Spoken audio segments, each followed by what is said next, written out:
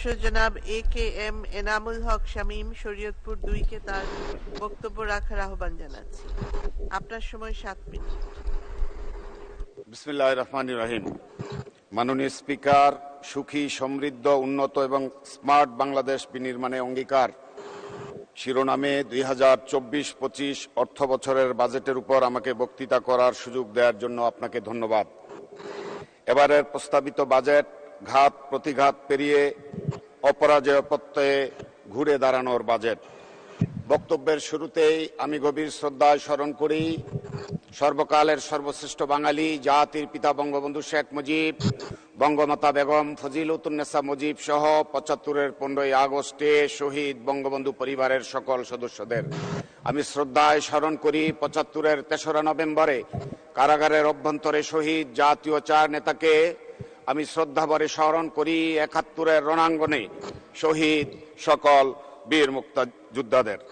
আমি কৃতজ্ঞতা জানাই জননেত্রী শেখ হাসিনাকে। তিনি আমাকে মনোনয়ন দিয়েছেন বলেই আমি দ্বিতীয়বারের মতো মহান জাতীয় সংসদ সদস্য নির্বাচিত হয়ে সংসদে এসে কথা বলার সুযোগ পেয়েছি।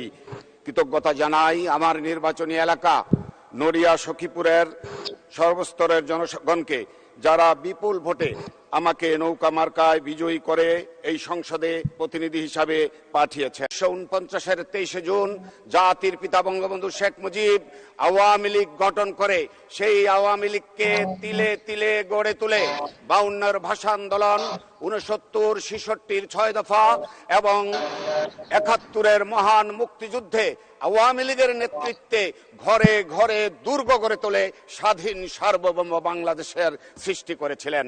আজকে 75-এ ওই ঘাতকেরা জাতির জনক বঙ্গবন্ধুকে সপরিবারে হত্যা করে ভেবেছিল বাংলাদেশে আর আওয়ামী লীগ করার কোনো লোক থাকবে না।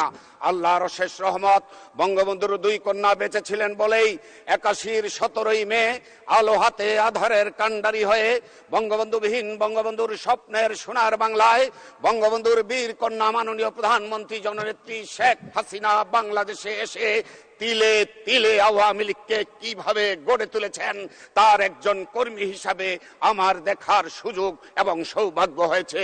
বয়সের কারণে বঙ্গবন্ধুকে দেখতে পারি নাই, কিন্তু বঙ্গবন্ধু কন্যা মাননীয় প্রধানমন্ত্রী জননেত্রী শেখ হাসিনা কিভাবে টেকনাফ থেকে তেতুলিয়া আর রূপসা থেকে পাথুরিয়ার গ্রামে গঞ্জে কখনো পায়ে হেঁটে, কখনো নৌকায় চড়ে, কখনো লঞ্চে করে, কখনো ট্রলারে করে, কখনো ভ্যানে করে যে এই আওয়ামী লীগকে তিলে তিলে গড়ে তুলেছেন।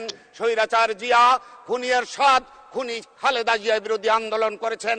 কখনো আওয়ামী লীগের ভিতরেও প্রতিবাদ হয়েছে, তাদেরকেও তিনি দমন করে 96-তে প্রথম সরকার গঠন করেছেন।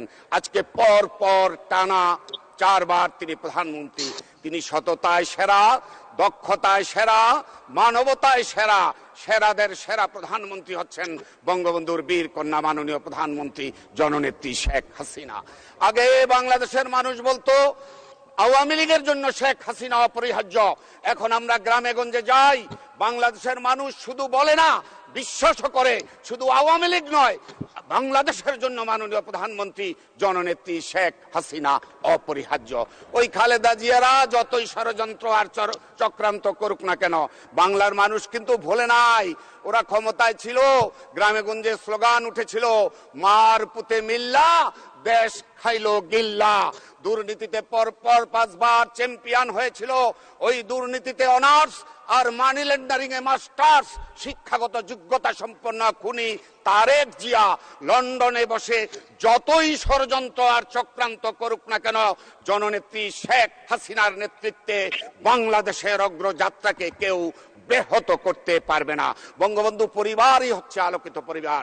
মাননীয় প্রধানমন্ত্রী, মাননীয় শেখ রেহানা, মাননীয় আইসিটি উপদেষ্টা সজীব ওয়াজেদ জয়, সাইমা ওয়াজেদ পুতুল, রেজওয়ান মুজিব সিদ্দিকী, টিউলিপ সিদ্দিকীরা আজকে বাংলাদেশে এবং বহির্বিশ্বে আমাদের দেশের সম্মানকে বৃদ্ধি করছে। তারা মাননীয় প্রধানমন্ত্রীকে দেশ পরিচালনায় সব দিক থেকে সহযোগিতা করছে বলেই আমরা ডিজিটাল বাংলাদেশ থেকে এখন স্মার্ট বাংলাদেশের স্বপ্ন দেখি।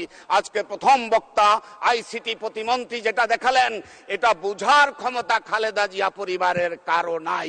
সুতরাং তাদেরকে এই কথা বলে কোনো লাভ নাই। মাননীয় প্রধানমন্ত্রী, আমি এখন আমার নির্বাচনী এলাকা শরীয়তপুর 2 নিয়ে মাননীয় স্পিকার কিছু কথা বলতে চাই। আমরা নদী ভাঙন কবলিত এলাকায় ছিলাম। শরীয়তপুরে এখন আর নদী ভাঙে না। 50 বছরের ভাঙন কবলিত এলাকা এখন জয় বাংলা এভিনিউ, সোনার বাংলা এভিনিউ, রূপসী বাংলা এভিনিউ, স্বাধীন বাংলা এভিনিউ পর্যটন কেন্দ্রে রূপান্তরিত হয়েছে। পদ্মা সেতু করেছেন মাননীয় প্রধানমন্ত্রী। শরীয়তপুরের সবজি এখন 2 মিনিট। ইউরোপের বাজার দখল করেছে। মাননীয় সদস্য। আজকের এই মহান সংসদে দাঁড়িয়ে মাননীয় প্রধানমন্ত্রীর মাননীয় কাছে অনুরোধ সদস্য, করব, 2 মিনিট। শরীয়তপুর চাঁদপুর মেঘনা সেতুর ফিজিবিলিটি স্টাডি শেষ হয়েছে। আপনি এই মেয়াদেই এই মেঘনা সেতুর ভিত্তিপ্রস্তর স্থাপন করবেন।